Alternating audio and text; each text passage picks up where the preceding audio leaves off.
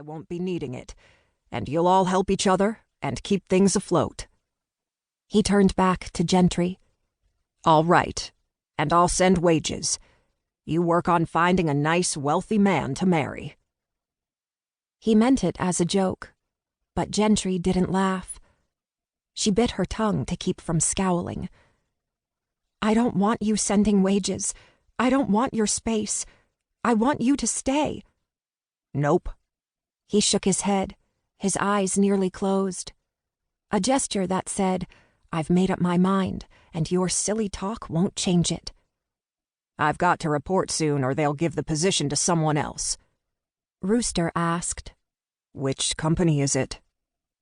Butch Abrams eyed his son. "Boston. Best one."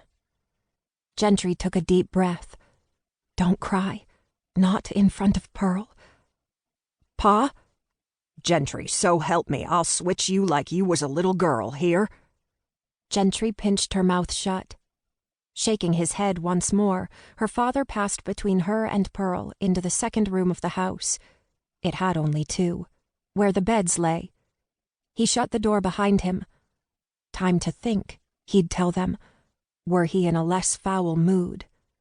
Time to pack. Time to leave. He didn't say goodbye. Gentry hadn't slept well. Not because she shared a bed with both her siblings. Not because Pearl, wedged in the middle, kept rolling over and swatting Gentry with a limp arm. Her mind ran circles around itself, like it always did when fueled with anxiety, as though if she thought the same thoughts enough times, they'd flit away and leave her be. She watched her father rise without lighting a candle, watched the shadows of his clothes as he dressed, listened to him spit and scratch his beard. She watched him pick up his suitcase and step out of the room, his footsteps quieter than she'd ever heard them. She listened as he reached the front door, opened it, and closed it. Then Gentry rose, her chestnut braid falling over her shoulder, and followed his path. She opened the door, stood in its doorway, and watched as her pa mounted Rose, one of their two mares, and rode south, away from the rising sun. Away from them. She didn't think he'd do it, that he'd actually do it. A small piece of her chest tore out and followed him, leaving a hollow ache in her heart. When her pa didn't look back, the ache filled with bitterness that he had taken the piece with him at all. Gentry pressed a thumb to the spot on her chest, holding her breath against the familiarity of it, so similar to when Ma died. She stood there in her nightgown until her father became a blurred dot against the mountains, until they swallowed him and the rising sun changed the peaks from blue to brown, pouring its too-hot light over the little town of Dry Creek. The nearest neighbor's cocks crowed. The Abrams didn't own any chickens, not anymore, and Gentry finally stepped inside, slamming the door behind her. Rooster was pulling on his work shirt as she came.